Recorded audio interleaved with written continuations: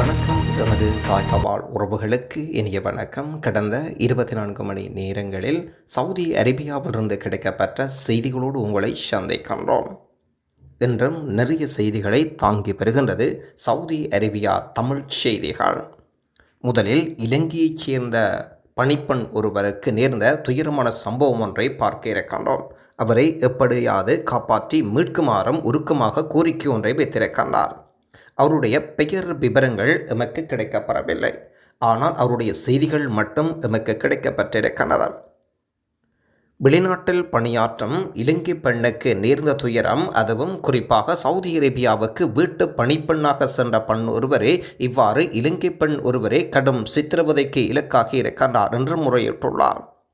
தனது சேவை காலம் முடிவடைவதற்குள் தன்னை கொலை செய்து விடுவதாக மிரட்டல் விடுக்கப்பட்டிருப்பதாகவும் சொல்லியிருக்கின்றார். வீட்டின் உரிமையாளரால் தாம் பல்வேறு சித்திரவதைக்கு இலக்காகி வருவதனால் தன்னை விரைவில் இலங்கைக்கு அழைக்குமாறும் அந்த பெண் கோரிக்கை வைக்கின்றார்.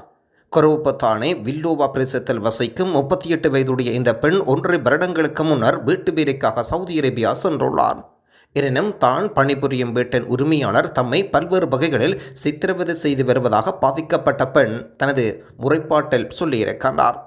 நினைக்கின்றேன், ஒரு வாரத்தில் முன்புதான் இதுபோன்ற ஒரு துயர சம்பவம் இடம்பெற்றிருக்கின்றது. வீட்டின் உரிமையாளரும் வீட்டின் பணிபுரியும் மகனாலும் பல்வேறு சித்திரவதைக்கு இலக்காகி, கிட்டத்தட்ட ஒரு பாலியல் ரீதியான சித்திரவதைக்கு இலக்காகி கொண்டிருந்த பெண் ஒருவர் பல்வேறு துயரங்களுக்கு மத்தியில் இலங்கை பெண் ஒருவர் இலங்கை தூதரகமூடாக மீட்கப்பட்டு தாயகம் வந்திருந்தார். தாயகம் வந்த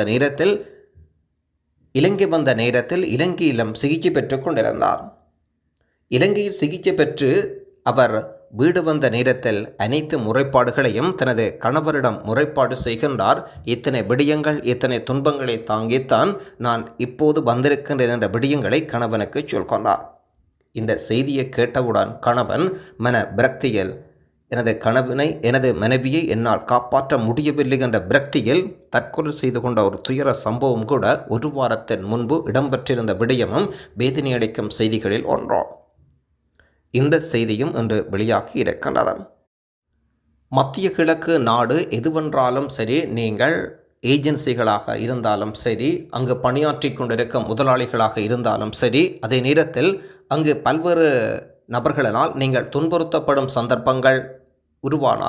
சந்தர்ப்பங்கள் கிடைக்குமாக இருந்தால் உடனடியாக இலங்கையில் இருக்கும் வெளிநாட்டு வேலைவாய்ப்பு பணியகத்தில் நீங்கள் சென்று முறைப்பாடுகள் பதிவு செய்ய வேண்டிய அவசியமில்லை. உங்கள் உறவுகளூடாக நேரடியாக சென்று இலங்கை வெளிநாட்டு வேலைவாய்ப்பு பணியகத்தில் நீங்கள் முறைப்பாடுகள் பதிவு செய்து கொள்ளலாம். முறைப்பாடுகள் பதிவு செய்தால் உடனடியாக இலங்கை வெளிநாட்டு வேலைவாய்ப்பு பணியகம் நீங்கள் எந்த நாட்டில் பணிபுரிகின்ற விவரங்களை அவர்கள் பெற்றுக்கொள்வார்கள். உடனடியாக அங்கிருக்கும் தூதுவராலயங்களுக்கு நேரடியாக தகவல் கொடுத்து போலீஸ் நிலையங்களில் முறைப்பாடு பதிவு செய்து உங்களை துரிதகதையில் மீட்பதற்குரிய அனைத்து முயற்சிகளையும் மேற்கொள்வார்கள் என்பதை ஊடகம் வாயிலாக அறியத்தருகின்றோம். சவுதி அரேபியா விமான நிலையத்தில் சிக்கிய இந்திய இளைஞர் பிடிபட்டார் என்ற அதிர்ச்சி தகவல் வெளியிடப்பட்டுள்ளன. நண்பர்களின் துரோகம் தொடர்கின்ற வண்ணமே இருக்கின்றது. சவுதி அரேபியா நிலையத்தில் மற்றொரு இந்திய இளைஞர் பிடிபட்டிருக்கின்றார். இந்தியாவிலிருந்து கால்பந்து வீரர் 5 பேர் பக்ரீத் பண்டிகையை முன்னிட்டு இந்திய அமைப்பொன்று நடத்திய கால்பந்து போட்டியில் கலந்து கொள்ள சவுதி அரேபியா சென்றுள்ளனர். இவர்களில் ஒருவர் பெரும் அளவிலான சர்வதேச மதுபானங்கள் ஸ்டிக்கர்கள் குவியலுடன் பிடிபட்டிருக்கின்றார். அபகா விமான நிலையத்தில் வைத்து விமானிய சுங்கத்துறை பாதுகாப்பு அதிகாரிகள் உடைமைகளை சோதனை செய்தபோது இவர் சிக்கியிருக்கின்றார். இவர் இந்தியா, கேரள மாநிலம் மலப்புரம் மாவட்டத்தைச் சேர்ந்த மாநில அளவிலான பிரபலமான கால்பந்து வீரர் என்ற கூடுதல் செய்தியும் வெளியிடப்பட்டுள்ளன. இந்தியாவிலிருந்து புறப்பட்டு சென்ற கால்பந்து வீரர் குழுவினர் உடைமைகளை அதிகாரிகள் சோதனை செய்தபோது ஒரு வீரரின் உடைமைகள் மறைத்து வைக்கப்பட்டிருந்த கண்டுபிடிக்கப்பட்ட இந்த அதிர்ச்சிகரமான செய்தி அவர்களுக்கு கிடைக்கப்பட்டிருக்கிறது. அதாவது சர்வதேச பிராண்டுகளின் அடிப்படையில் மதுபான ஸ்டிக்கர்களை இவ்வாறு பிடிக்கப்பட்டிருக்கிறது. சவுதி அரேபியா ஏர் அரேபியா விமானத்தில் இவர் சவுதி அரேபியா புறப்பட்டு சென்றதாகவும் கூடுதல் செய்தி வெளியாகியிருக்கின்றது. ஊரில் உள்ள நண்பர் ஒருவர் இதை வழங்கியிருக்கின்றார். சவுதியில் நடந்து வருகின்ற யூஸ் கம்பெனிக்கு தேவையான ஸ்டிக்கர்கள் என்ற கூறி நம்ப வைத்து ஊரில் இருக்கும் விமான நிலையத்தில் வைத்து இதை வழங்கியதாகவும் அதை அறிந்தவர்கள் தெரிவிக்கின்றனர். சவுதி அரேபியா சென்றதும் தன்னுடைய கம்பெனியின் ஊழியர்கள் இதை பெற்றுக்கொள்வார்கள் என்று கூறி இதை அவரிடம் வழங்கியிருக்கின்றார். அவர் அதனை பிரித்தும் பார்க்கவில்லை. இந்த சம்பவம் தொடர்பாக சவுதி அரேபியா சுங்கத்துறை மற்றும் பொது தடுப்பு பிரிவு அதிகாரிகள் விசாரணைகள் நடைபெற்று வருவதாக அறிய முடிகின்றன. ஆகவே இந்த செய்தியினூடாக நல்ல விழிப்புணர்வை நீங்கள் பெற்றுக்கொள்வீர்கள் என்று நாம் நினைக்கின்றோம். ஆலோசனைகள் தேவையில்லை என்றும் நம்புகின்றோம்.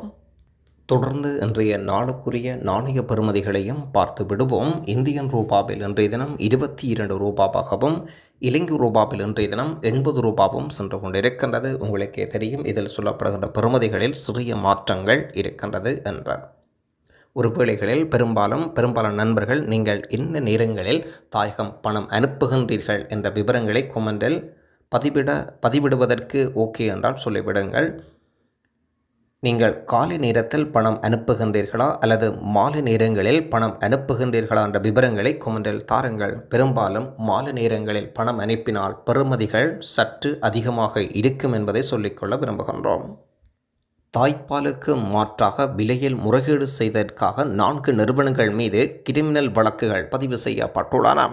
சவுதி அரேபியாவின் போட்டிச் சட்டம் மற்றும் அதன் நிர்வாக விதிமுறைகள் மீறியதாக குற்றம் சாட்டிய தாய்ப்பால் மாற்றுப் பொருட்கள் துறையில் 4 நிறுவனங்களுக்கு எதிராக விலை கையாடல் குற்றச்சாட்டு குறித்து போட்டிக்கான பொது ஆணையகம் விசாரித்து வருகின்றது. கவுன்சிலின் 6 நிறுவனங்களுக்கு எதிராக சட்டப்பூர்வ நடவடிக்கை எடுத்து முறைகளை திருத்துவதற்கு போட்டிச் சட்டத்துக்கு இணங்குமாறும் அறிவுறுத்தல் வழங்கப்படுகின்றது. போட்டி விதிகள் மீறியதற்காக 3 ஒப்பந்த நிறுவனங்களுக்கு எதிராக குற்றச்சாட்டுகள் ஆணையம் விசாரித்து வருவதுடன் 9 நீர் உப்பு நீக்கம் மற்றும் விநியோக நிறுவனங்களுக்கு எதிராக நடவடிக்கையை கவுன்சில் மதிப்பாய்வு செய்து வருகின்றனர். மினாவிலிருந்து விடைபெறுகின்றார்கள் ஹாஜிகள். இந்த ஆண்டு ஹஜ் கடமைகள் நிறைவேற்ற உலகம் முழுவதும் பகுதிகளிலிருந்து வருகின்ற ஹாஜிகள் இன்று துல்ஹஜ் 12 அன்று மாலையில் மினாவிலிருந்து விடைபெற இருக்கின்றார்கள். இன்று கல்லறிந்து கடமையை முடித்தவுடன் மினாவிலிருந்து புறப்படுவதோடு அவர்கள் ஹஜ் கடமை பூர்த்தியாகும். இன்று சூரியன் அஸ்தமனம் ஆவதற்கு முன்பாக மினாவிலிருந்து விடைபெறாதவர்கள் இன்று இரவு மினாவில் தங்க வேண்டாம் என்பது ஹஜ் கடமைகளின் பாகமாகும். பெரும்பாலான ஹாஜிகள் இன்று மினாவிலிருந்து விடைபெறுவார்கள் என்று கூடுதல் தகவல் வெளியாகியிருக்கின்றது. நேற்றைய தினம் ஹவாலா மாற்றம் தொடர்பான ஒரு விரிவான செய்தியையும் அதனூடாக இருக்கின்ற பக்க விளைவுகள் தொடர்பான செய்தியையும் சொல்லியிருந்தோம். இன்று ஹஜ் யாத்திரையின் போது முஸ்லிம்கள் கடைப்பிடிக்கும் 8 சடங்குகள் உணர்த்தும் உண்மைகள்.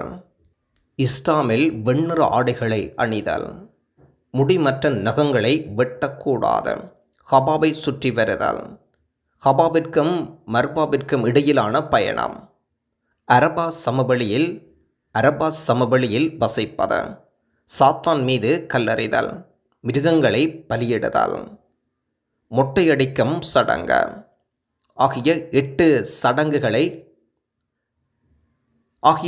சடங்குகளை ஹஜ் யாத்திரையின் போது முஸ்லிம்கள் கடைப்பிடிக்கும் 8 சடங்குகள் உணர்த்தும் உண்மைகள் இவைதான். நன்றி எமது தாயக வாழ் உறவுகளுக்கு.